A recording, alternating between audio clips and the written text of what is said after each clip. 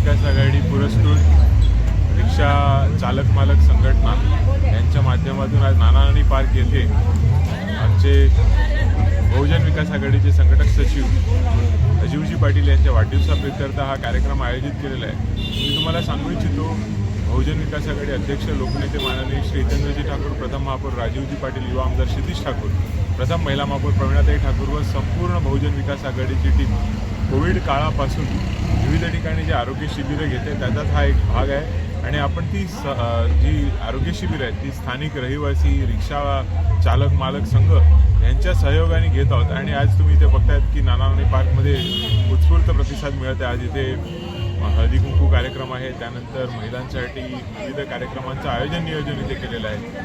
संपूर्ण टीमचे आभार मानतो का त्यांनी इथे हे सर्व कार्यक्रम राबवलेले आहेत, त्याबद्दल मी त्यांचा आभारी आहे। तुमच्या निदर्शनास मी मगाशी जाणून दिले